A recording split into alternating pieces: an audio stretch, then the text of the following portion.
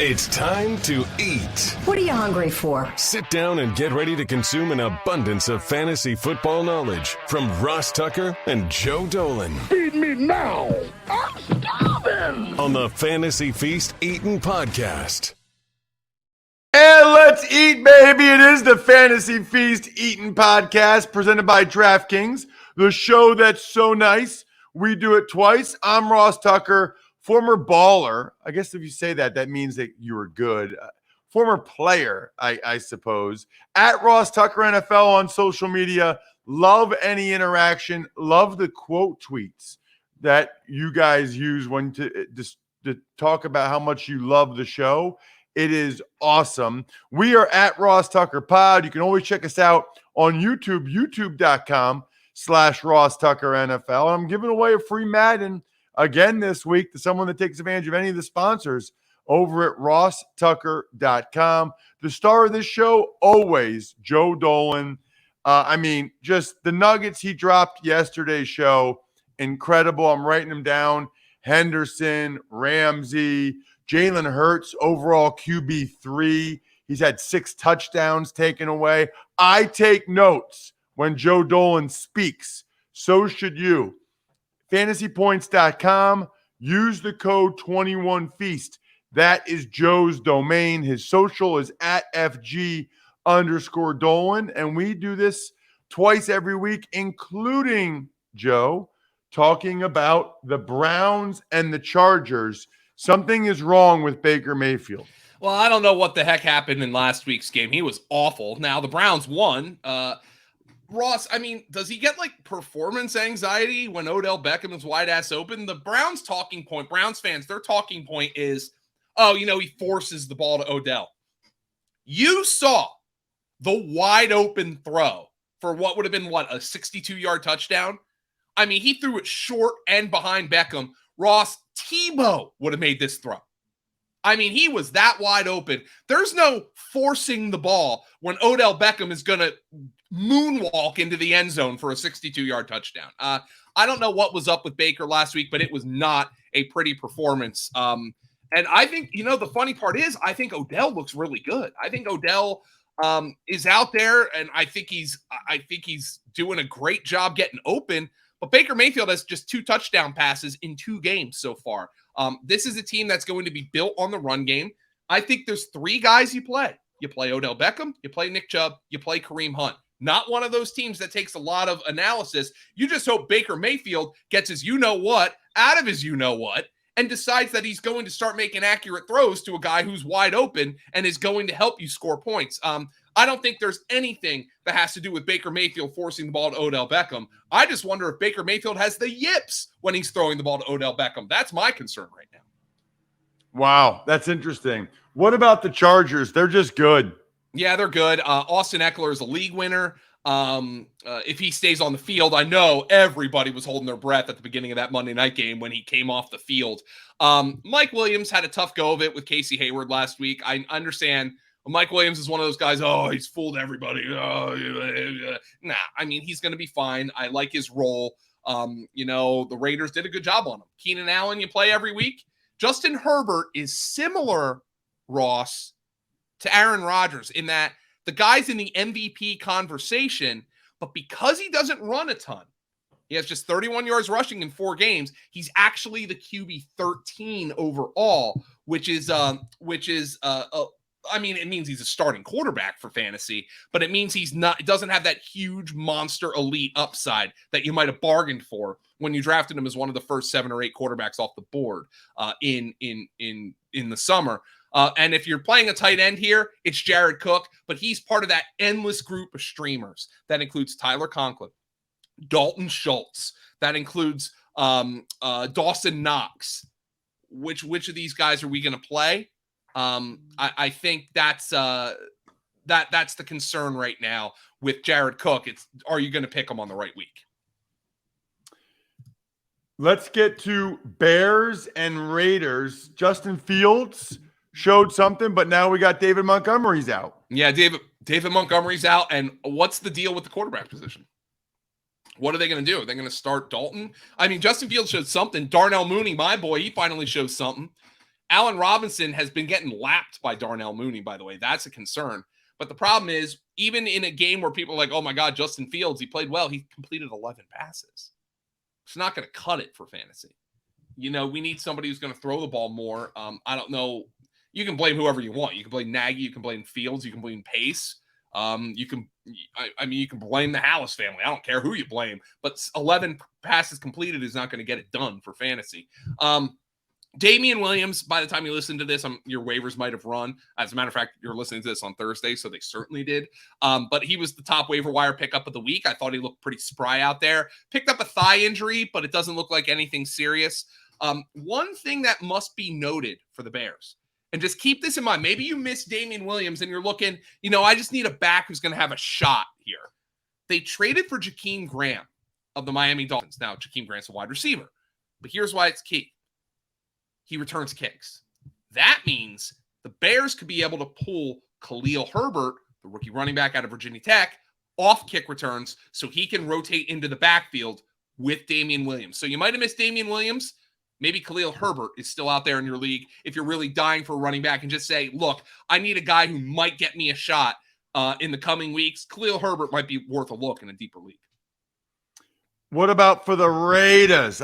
It felt like it took a while for them to throw it to Darren Waller the other night, and it took them a while to just start chucking it the other night. Yeah, and Joey Bosa comes out with the comments, if you pressure Derek Carr. The one thing that is so weird to me about the Raiders is Bryan Edwards. Because I watch this guy, and he makes catches that make you go, wow, like this guy's a super high contested catch guy. He hasn't seen more than 5 targets in a game this season, but he's like the Benjamin Button of fantasy football. His snaps have gone up every week.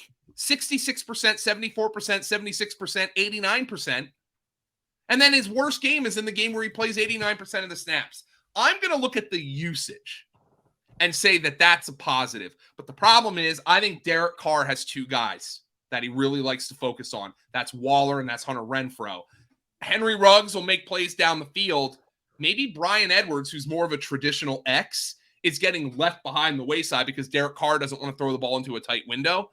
And maybe that's why Bryan Edwards is starting to struggle.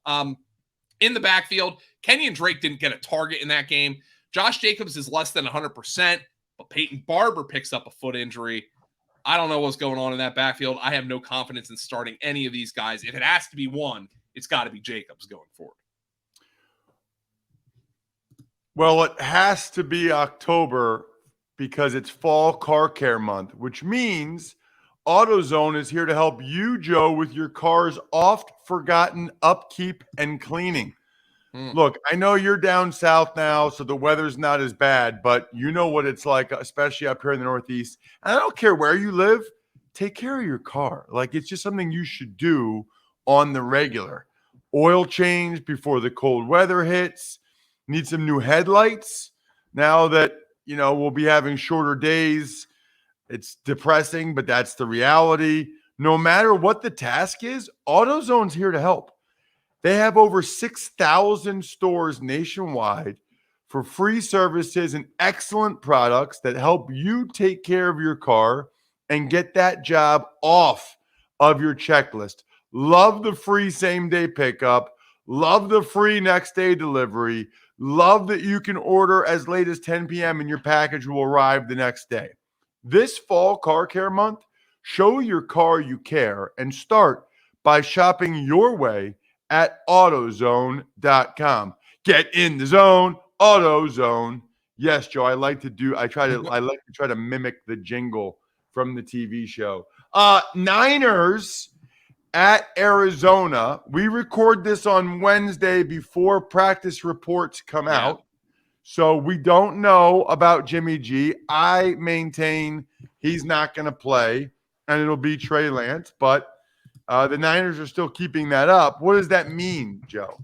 Well, I think it means they're going to run the ball a lot more. I think if Trey Lance plays, they're going to run, and I think the run game is going to be a foundational part.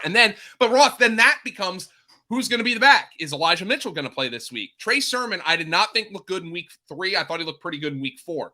What's the rotation there going to be? Has a chance to be pretty annoying. If they throw the ball less, I'm wondering what that means for Brandon Ayuk, who caught just one pass last week. Deebo Samuel right now, I mean, the guy is just on fire. And it always seems like when a guy is on just complete tear, he gets the benefit of those busted plays, like the 74-yard touchdown this past week, where, I mean, he looked like he was fielding a punt out there. I mean, he had his back turned to the goal line and Lance just drops it in there and he just takes off and runs for a touchdown. Guy's a league winner right now. He's the number 2 wide receiver in fantasy football behind only Cooper Kupp. So, I mean, that's a guy you got to keep playing. Obviously, you have to play Kittle. I know it's been frustrating. I think I would justify benching Ayuk, but otherwise, hey, check the practice reports late in the week. If Trey Lance is the starter, I think he's a good fantasy quarterback this week because I think he's going to run. I think he's going to run more than Justin Fields has run. I think he's going to run maybe at the same level Jalen Hurts has run so far, which is 50 to 60 yards per game. I think that's in the mix for Trey Lance if he starts this weekend. I think it's a good opportunity, especially in a high-scoring environment against the NFL's final undefeated team, the Arizona Cardinals. What about the Arizona Cardinals? My boy Chase Edmonds is good. Yeah, he is good, Ross. Here is I'm workshopping something here. Play along with me. Where you talk business of football with Andrew Brandt. This is the corporate backfield. I'm going to tell you why. This is the corporate backfield. Chase Edmonds does all the work and James Conner gets all the credit. Chase Edmonds is the RB13 and doesn't have a touchdown. He's the only running back in the top 20 who doesn't have a touchdown. Because James Conner is the guy down at the goal line. James Conner has 4 touchdowns. But Chase Edmonds is really good. And Chase Edmonds in a high-scoring environment, he's getting targets. So, I'm not even – this is why you should be excited about Chase Edmonds. Don't be frustrated. Be excited. Chase Edmonds is the RB13 despite not scoring a touchdown, which is the easiest way to rack up chunks and chunks of fantasy points. He's 3rd in running backs in targets. His 5.9 yards per carry is the most among any running back with 40 or more carries. So he's playing really well this year. He's an RB2. James Conner is a touchdown-dependent flex, but at the very least, hey, root for the bosses. If you want the boss to win, root for Chase Edmonds to get tackled inside the 5-yard line because James Conner is going to come in and he's going to clean it up with a touchdown. The other thing to talk about with Arizona, we know about Kyler Murray. I mean, he's the MVP favorite right now. How about this on DeAndre Hopkins, though? Hopkins, over his last 3 games, has just 11 catches for 142 yards and a touchdown on 17 targets. In terms of yardage, it's his worst 3-game stretch since weeks 7 through 10 in 2016 that he had a bye mixed in there, when Brock Osweiler was his quarterback. The Cardinals are mixing the ball around. DeAndre Hopkins has 25 targets. That's the same number as Robert Woods. And ask people who have Robert Woods how frustrated they are. Ask Robert Woods how frustrated he is. He threw a hissy fit on the sideline this past weekend. He has only 1 more target than AJ Green and only 3 more targets than Chase Edmonds. The Cardinals are mixing the ball around. That's good for the Cardinals. They're winning. They're 4-0. They don't give a crap. Cliff Kingsbury doesn't care about your fantasy team. But if you drafted DeAndre Hopkins in the 2nd round, and you're seeing Max Williams out there getting 7 targets, you're probably pretty frustrated right now. That's not what you paid for. That's not the investment you made. Hopkins has been dealing with a rib injury. I still think he's going to get his, and I think this is a good week for him to bounce back against a dinged-up San Francisco secondary. But so far, the target hound that DeAndre Hopkins has been his entire career, that has not come to pass for the 4-0 Cardinals. Joe, what about the Giants and the Cowboys? Danny Dimes, Saquon. What a difference a couple weeks makes. Yeah, Danny Dimes, unfortunately, of course, the week after Danny Dimes has the matchup against the Falcons, and everybody on planet Earth is like, I'm streaming Daniel Jones this week, and he doesn't put a touchdown on the board. He goes for over 400 yards and 2 touchdowns against the Saints. So, of course, Daniel Jones. But he's playing well. And he did this without his blankie, Sterling Shepard, in this game. And we have to check the status of Shepard and Darius Slayton, who both missed with hamstring injuries. But it was really good to see Saquon Barkley just do Saquon Barkley things. And I think Saquon Barkley was excited that Saquon Barkley did Saquon Barkley things. There was utter joy when he scored that long receiving touchdown as part of his 5 for 74 and a touchdown receiving day. He also had 52 yards rushing and a touchdown. Saquon Barkley looked like Saquon Barkley last week. And the Giants are going to continue to use him. He is an RB1 yet again. Kenny Golladay goes for over 100 yards. You know, Daniel Jones got yelled at by him in week 2 on national television. But Kenny Golladay, six catches on 7 targets. Daniel Jones is throwing the ball well. I think Golladay is going to catch a Trevon Diggs shadow, though. Not a good thing if you've been paying attention to Trevon Diggs this year. Evan Ingram, I don't want anything to do with this guy. I'm done with him. One guy that you should pick up, though, in your deep leagues, a couple of really nice plays, breaking tackles. Kadarius Toney takes advantage of his opportunity with Sterling Shepard and Darius Slayton out. 6 catches for 78 yards on 9 targets. The rookie Kadarius Toney, he's got a shot to play more going forward. These Giants might have a few more weapons than you think, and Daniel Jones is probably in the best stretch of football of his entire career so far. How about them Cowboys? Here's the thing with Dallas. And I think they kind of want to continue playing this way. For the first time in over 3 seasons, Dak Prescott's thrown fewer than 30 passes in 3 consecutive games. Now, Dallas is 3-0. Zeke Elliott looks good. Tony Pollard looks good. Why would Dallas change that? Especially when Prescott is coming off a serious ankle injury, Ross. Why would they change that? The problem is, if you invested in CeeDee Lamb and Amari Cooper, Michael Gallup could come off the IR in the next couple of weeks. You're like, what the hell, man? I need Dak dropping back 60 times like he did in week 1. And then on top of that, you see the tight ends. Dalton Schultz gets 8 of Prescott's 22 targeted passes last week. Blake Jarwin also scores a touchdown. This is not what you bargained for when you drafted CeeDee. CeeDee Lamb was going in the 2nd round in many drafts in August. You're not getting 2nd round production out of CeeDee Lamb right now. James Bradbury, you would think he's going to match up on Cooper in this game. Maybe that's an advantage for Lamb. Maybe it's a grease the squeaky wheel game for CeeDee Lamb. But Prescott not dropping back a ton. They're running the ball a lot. This is how the Cowboys want to be playing. Their defense is playing better because of Diggs and Parsons. It's probably changed this offense, knocking down some of the volume that we had anticipated, and it's making them, as effective as they have been, frustrating for fantasy. Overcoming the odds, rewriting the playbook, delivering under pressure. The MVPs of small business lead their teams to victory all year long. Visa is proud to provide playmakers everywhere with more tools to help grow their business, help them achieve even greater success. Because the more people we can empower, the more we all win. Visa, a network working for everyone. Everything's working for the Buffalo Bills and the Chiefs offensively right now. What a Sunday night game, Joe. Yeah, this is going to be a great one. Let's start with the Chiefs because it's easy. First and foremost, if you want to pick up Josh Gordon, I mean, put him on your bench in a 12-14 team league, fine. I mean, I would be surprised if as a producer, he's more than Mecole Hardman, who pops off once every 4 games. But I mean, it is a good offense. I mean, I'm not going to tell you not to try to invest in that. You play Mahomes, you play Hill, you play Kelsey, and at this point, you play Edwards-Helaire, who's run the ball really well. By the way, Edwards-Helaire went for over 100 yards against the Bills last year, if you're interested in that. So he's gone for 100 yards in back-to-back games. I mean, the Chiefs are the Chiefs. You can take a shot on Mecole Hardman. Apparently, Gordon's going to be active this week, so I'm not really in the business of openly deciding to put Mecole Hardman in lineups. So that's the way I feel about the Chiefs. The funniest part is they're the team everybody wants to talk about for the NFL, but for fantasy, they're so simple. Like I struggle to come up with things to say about the Kansas City Chiefs every week. What about the Bills? Yeah, so Josh Allen, the weather was not great, by the way, but he's still missing throws from the pocket, which is a little bit of a concern to me. Stephon Diggs, the production hasn't really been there the way it was last year, but I still think he's kind of a buy low guy. I mean, people are complaining about him, and I'm looking at his numbers right now, and he has 26 catches in 4 games. His target share, 13, 8, 10, 10 in the 4 games. Stephon Diggs is going to be just fine. The problem is now with Emmanuel Sanders and Dawson Knox emerging.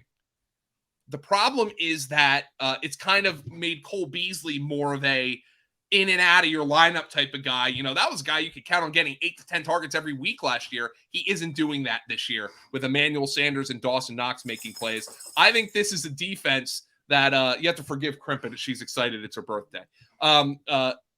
Emmanuel Sanders is a guy who's making plays against everybody. I think against this Chiefs secondary in a projected high-scoring environment, I think Emmanuel Sanders is a phenomenal option this week. And Dawson Knox, this is a guy whose talent is finally showing, and Josh Allen looks for him in the red zone. So Dawson Knox is a guy I'm really interested in. If you're playing a back here, I'd prefer it to be Zach Moss, but I still think the Moss Singletary rotation is going to be annoying more than anything for fantasy. So that is amazing that your dog's name is Crimpet. You absolutely need to check us out on YouTube, youtube.com/Ross Tucker NFL. And I think that Crimpet was just excited about Tyreek Hill because he had the DraftKings Performance of the Week presented by Yummy Bacardi Spiced Rum. I mean, I think everybody knows 11 catches, 186 yards, 3 touchdowns on 12 targets, 50.6 fantasy points. And honestly, it felt like they could have gone to him even more. Unbelievable job by Tyreek Hill. Let's wrap things up, Joe. The Baltimore battle, the Colts in Baltimore against the Ravens. Well, Ross, you would be probably thrilled to know, and this might be only a regional thing, but you might be thrilled to know my other dog's name is Butterscotch. So I love it. Yeah, it is a regional thing, and it's delicious. Yeah, very much so. Scotchy, we call her. But Crimpet's the star of the show today. She's the one who's all curled up in the back corner there. But anyway, yeah, the Colt battle. By the way, I learned this from Mike Clay this week. If you go to any official NFL website and you're looking at like the team abbreviations, like the Giants are NYG and Dallas is DAL, do you know, Ross, why the Baltimore Ravens team abbreviation is BLT, which is making me hungry? No. Because BAL refers to the Baltimore Colts for the NFL. So despite the Baltimore Colts not existing anymore, that abbreviation is assigned to them. It's the same thing. If you see the Houston Texans on official NFL abbreviations, they are HST because HOU belongs to the Houston Oilers. I learned that from Mike Clay this week.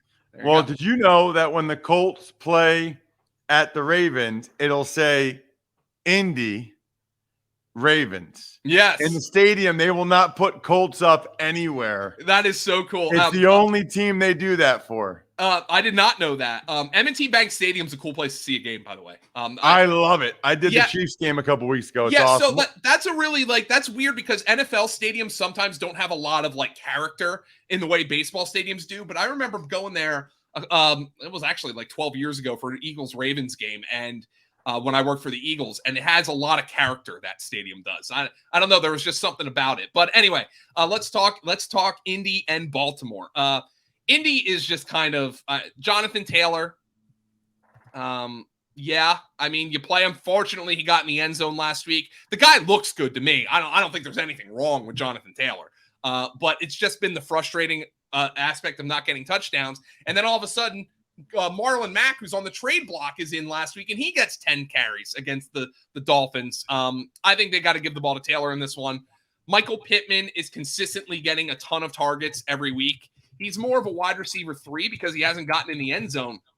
But per our guy Scott Barrett at fantasypoints.com, because Pittman has 12 targets, and 8 targets over his last 3 games, but hasn't scored a touchdown, he's actually one of the top positive regression candidates in terms of expected fantasy points in the entire league.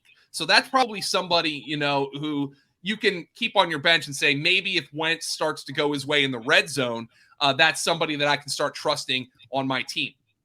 Carson Wentz has thrown touchdown passes to 2 players this year. 3 to Zach Pascal, 2 to Mo Alley-Cox. Alley-Cox came out last week and said to Wentz, hey, look, you put the ball anywhere near me in the red zone, which has been a problem for Carson Wentz in recent years. You put the ball anywhere near me, I'm going to catch it. 2 touchdowns last week. I would expect Mo Alley-Cox, if you're desperate at tight end, he's going to be somebody who's going to get red zone looks. I'm just not so confident how many red zone looks Ali Cox is going to get, or the Colts are going to get in this matchup against Baltimore.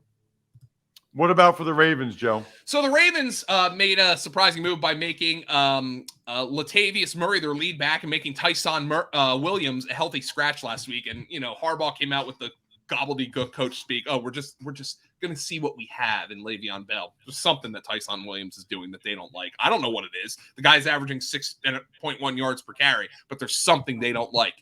Great to see Hollywood Brown bounce back for the Ravens last week with a great diving touchdown. Mark Andrews is getting involved. I want to see the reports this week, and you can't play him for fantasy. It's a Monday night game. I want to see if Rashad Bateman might get back in. He started practicing last week. That's somebody with the way Lamar Jackson, don't look now, but Lamar Jackson's dropping back and throwing the football. I mean, he had 37 pass attempts this past week. I mean, they're starting to throw the ball a little bit more. I think he's playing pretty well. He's been up and over 30 pass attempts in 3 of 4 games this year.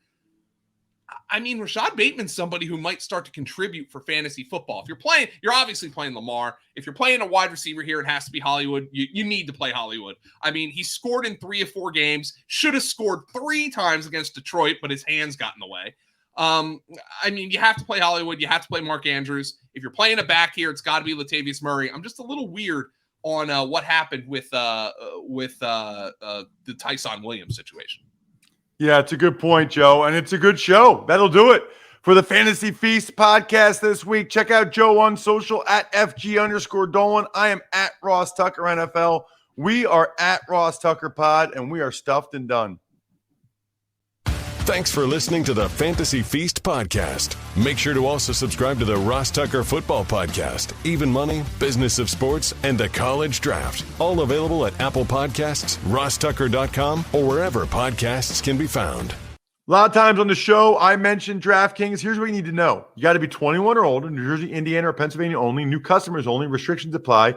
See DraftKings.com/sportsbook for details. Gambling problem, call 1-800-GAMBLER, or in Indiana, 1-800-9 with it. By the way, if what I was talking about included a deposit bonus, doesn't always, sometimes it does. Deposit bonus requires 25 times playthrough, and deposit bonuses are paid out in site credit.